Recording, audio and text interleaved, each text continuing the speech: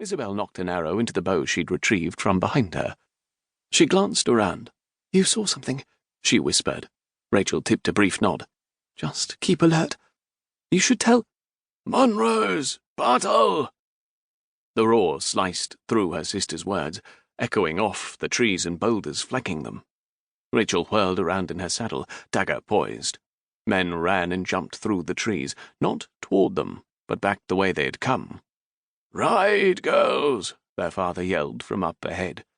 Rachel kicked her mount's flanks and leaned low as it lurched forward. Isabel raced next to her.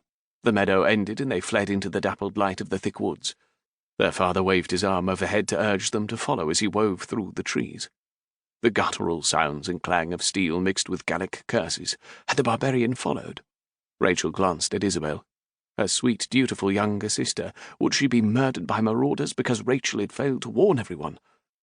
Rachel swallowed against the dry panic in her throat as she thought of the man, his piercing eyes, his proud stare. What if he was in jeopardy? "Watch out!" Isabel shouted as they galloped toward a thick, uprooted tree. Rachel veered and yanked the reins to the right, while Isabel tore off in front of her to the left. Lost in the heavy growth of trees, Rachel steered the horse in a tight circle. Her gaze wove through the dense woods as she tried to discern the sound of the battle over her thumping heart.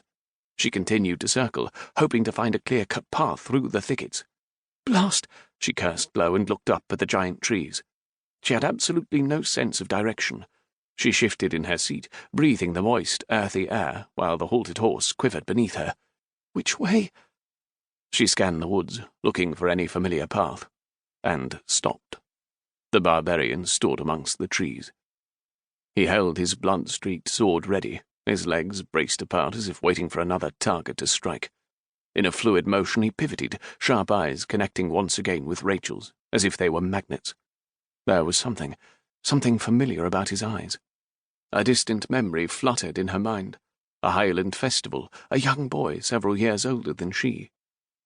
The man took a step toward her, dissolving the image. The whoosh of an arrow made Rachel drop low against her horse's neck, but she watched in horror as the arrow slammed into the man's shoulder. "No!" Rachel screamed and pushed her horse through the undergrowth to him. She slid down into the ferns. Her little slippers found no purchase, and she tripped and slipped toward him, where he lay surrounded by green fronds. He wore a kilt draped loosely around narrow hips. His eyes were closed, but he swallowed. Her breath hitched as she saw the faint line near his right ear. A scar. Rachel forced a deep breath and looked away from the mark. Her mark. The tip of the arrow protruded from his chest, its shaft all the way through. Rachel ignored her shaking and placed her hands on his hot skin. She closed her eyes and released the bubble of power that churned behind her ribs, funneling it through him in search of physical details. She heard his blood whoosh through his veins. The hollowness of his stomach and bladder indicated they were empty. The hard echo of his pounding heart beat through her, straining with the injury. But where exactly was it? The whisper of a leak caught Rachel's breath, a nick in the artery, blood pooling in his chest cavity. "Holy Lord," she whispered, and opened her eyes. In the distance, she could hear shouting, guttural and fierce. She flattened her blood-smeared hands on the wet grass, pawing, searching. "Yes, a rock." She clawed at the fist-sized rock at the base of a fern, dirt cramming under her nails. Her eyes dropped to the man's jagged flesh holding the arrow. She breathed and hefted the rock high. "Holy Lord, help me!" Her stomach tightened. "Can I really do this? I must." Holding her arrow, she slammed the rock against the protruding arrowhead. The man gasped, but didn't wake. "I'm so sorry," she whispered, and hugged his arm. Holy Lord, he was heavy. She braced her muddied feet against the side of a large pine and used her legs to yank, turning him onto his side. In the shadows before, she hadn't seen the crisscrossing of scars marring his skin. This man had seen battle, a lot of battle. Guilt took hold of her, lending her strength. He'd survived all this time only to be shot when she stole his attention. The shouts crept closer. Were they looking for him? Rachel sank lower into the ferns as she wedged her feet against his bloodied back. With a great yank, the shaft slid free. The unconscious man groaned. She straddled him, kicking her skirts out of the way.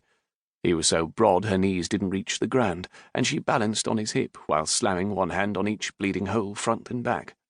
She breathed in the tang of blood, of sweat and mud, of his masculine... To keep listening to this audiobook, I've left you a link in the description so you can do it, at no cost thanks to Audible's 30-day free trial.